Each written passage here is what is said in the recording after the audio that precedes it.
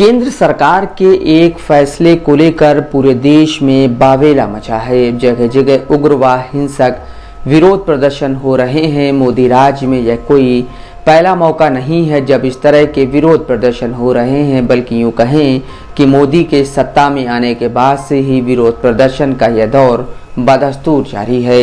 कभी नोटबंदी, कभी CAA, कभी कृषि कानून, तो कभी ये, और अब की बात सशस्त्र बलों में भर्ती के लिए जारी नई अग्निपथ योजना। मुल्क की जनता बार बार केंद्र सरकार के फैसले के खिलाफ सड़कों पर आई है। जहां एक ओर PM मोदी की अगुवाई वाली भाजपा सरकार को कई मौकों पर सड़कों पर जनता का रोष झेलना पड़ा, तो वहीं दूसरी ओर पार्टी का प्रदर्शन चुनाव में शानदार रहा है। अब इसके पीछे की वजह भाजपा के हाथों में अलादीन का चिराग लगना है, या ये सब मोदी मैनेजमेंट का कमाल है। कई ऐसे भी उदाहरण देखने को मिले हैं जहां सरकार को अचानक से लिए गए अपने विवादास्पद योजनाओं, फैसलों, कानूनों पर वापस लौटना पड़ा और जनता के दबाव में उन्हें वापस लेना पड़ा। मोदी के 8 साल के कार्यकाल में 7 बड़े आंदोलन हुए हैं। कुछ पर मोदी सरकार को जनता के दबाव में झुकना पड़ा और कुछ को जबरन मनवा लिया गया। साल 2014 में मिली जीत के बाद मोदी सरकार भूमि अधिग्रहण अध्यादेश 2015 उन पहले फैसलों में से था जिस पर उसे बड़े विरोध का सामना करना पड़ा था। केंद्र सरकार का दावा था कि इस अध्यादेश से भूमि अधिग्रहण, पुनर्वास और पुनर्वास कानून 2013 में उचित मुआवजे और पारदर्शिता के अधिकार में संशोधन किया जाएगा। हालांकि भूमि अधिग्रहण अधिनियम में प्रस्तावित सुधार पर जल्द विरोध होने लगा। विपक्ष ने सरकार पर गरीब विरोधी नीतियों को लागू करने का आरोप लगाया। भारी विरोध के बीच इस अध्यादेश को कानून में परिवर्तित करने के लिए फरवरी 2015 में लोकसभा में पेश किया गया था। मार्च 2015 में यह लोकसभा में पारित हो गया, लेकिन राज्यसभा में यह पारित नहीं हो सका। कई विफल कोशिशों और व्यापक विरोध के बीच केंद्र ने प्रस्तावित सुधारों को वापस लेने का फैसला किया और प्रधानमंत्री ने अगस्त 2015 के अपने मन की बात प्रसारण के दौरान राष्ट्र को आश्वासन दिया कि अध्यादेश को समाप्त होने दिया जाएगा। विश्वविद्यालय अनुदान आयोग UGC ने 2015 में बिना नेट वालों की फेलोशिप को खत्म करने का फैसला लिया, जिसके बाद भारत के केंद्रीय विश्वविद्यालयों के छात्रों ने बड़े पैमाने पर विरोध शुरू कर दिया।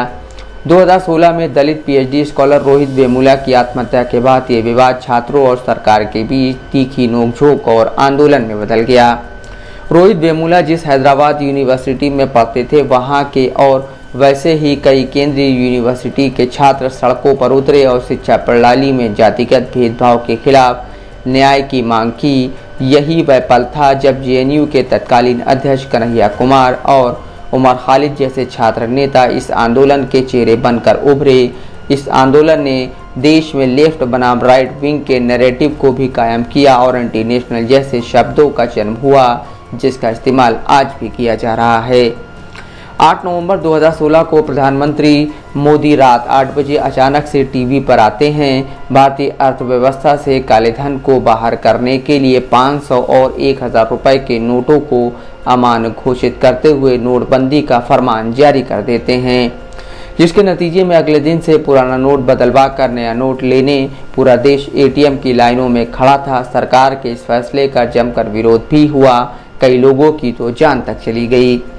लोगों की बढ़ती परेशानियों के चलते सरकार ने जल्दी नियमों में बदलाव भी किए। नोटबंदी को लेकर राहुल गांधी ने लोकसभा में अपने भाषण में कहा कि पता नहीं अचानक से मोदी जी के पास किसका फोन आता है और वो नोटबंदी का ऐलान कर देते हैं। नोटबंदी से मिडिल क्लास की टूटी कमर आज भी दुरुस्त नहीं हो पाई है।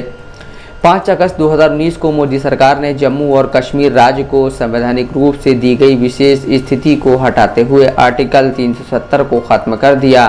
साथ ही इससे राज्य का दर्जा छीनकर इसे 2 केंद्र शासित प्रदेशों में बांट दिया। सरकार ने 4 अगस्त 2019 को ही जम्मू कश्मीर में 4G इंटरनेट सेवाएं बंद कर दी और कश्मीर घाटी के कई हिस्सों में तो फिर से इंटरनेट सेवाओं को बहाल करने में 18 महीने लग गए। घाटी में सख्त लॉकडाउन लगाकर विरोध प्रदर्शनों को रोका गया, लेकिन देश के बाकी हिस्सों में प्रदर्शन हुए। मोदी सरकार नागरिकता संशोधन अधिनियम 2019 और NRC लेकर आई और शायद उसने अपने कार्यकाल का सबसे बड़ा विरोध देखा।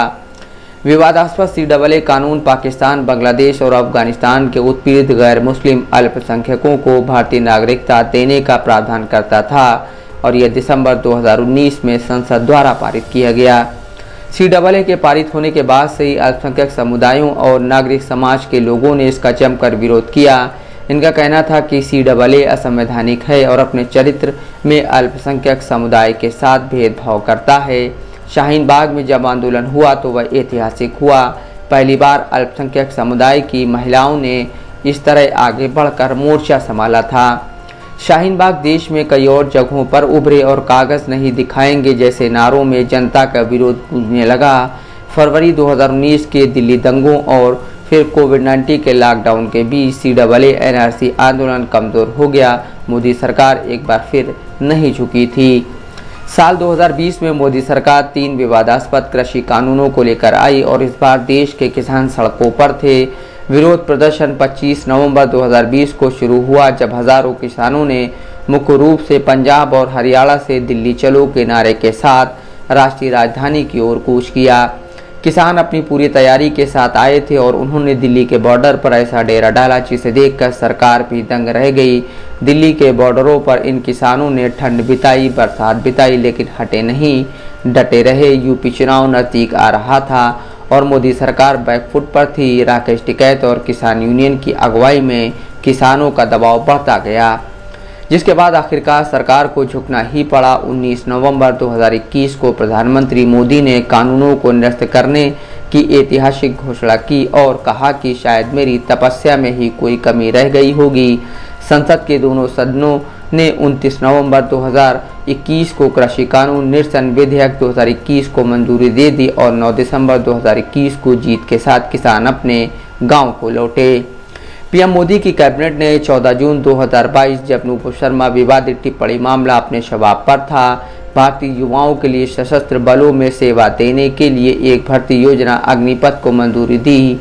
4 साल के कार्यकाल के लिए अग्निवीरों की इस भर्ती योजना ने एक बार फिर देश को विरोध प्रदर्शन में झोंक दिया। बिहार, यूपी, हरियाणा से लेकर पंजाब, केरल और जम्मू कश्मीर तक छात्रों का यह विरोध प्रदर्शन पहुंच गया है। कई जगहों पर पत्थरबाजी, ट्रेन, बसों में आगजनी की गई है। छात्रों के उग्र होते विरोध को देखते हुए सरकार डैमेज कंट्रोल के मूड में है और इसने विरोध को शांत करने के लिए कई घोषणाएं कर दी हैं। Mohammad Asim Siddiqui, Dastak live news.